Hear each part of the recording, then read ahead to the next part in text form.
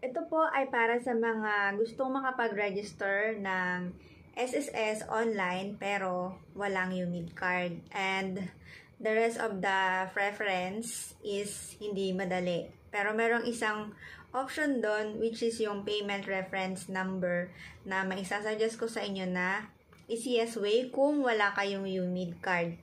Ito po ay mostly sa mga kabayan natin na OFW na walang UMID card at gustong-gustong makapag-register online sa SSS.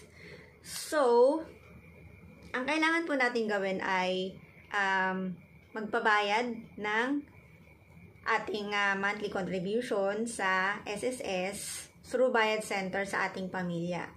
Tapos, hingin po natin ang resibo sa kanila and for sure meron doong nakalagay na PRN. Kasi ang hinihingi po ni SSS ay yung PRN na nakabayad ka na at naipost na ang iyong monthly contribution. Kung magkano yung naibayad na doon sa iyong monthly contribution, yun ang pwede mong gamitin na PRN. Or pwede mo rin gamitin yung PRN na previous PRN.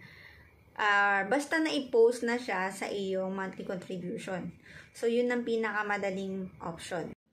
Another way is to create an account in MyEGPH para kapag-generate ka ng PRN. But, it is only applicable in the Philippines. So, kung meron kang trusted friend or family members na makakapag-create sa'yo sa Pilipinas, ay makaka-generate ka ng PRN. And makakapag-register ka online sa SSS.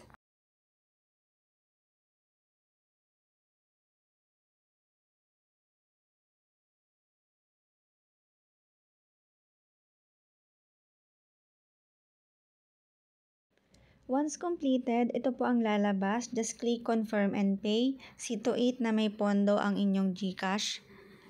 And once successful, ayan po ang lalabas, yung details and payment success. Once paid, your contributions will automatically be posted in your SSS portal. And you are now good to go to register in my SSS website.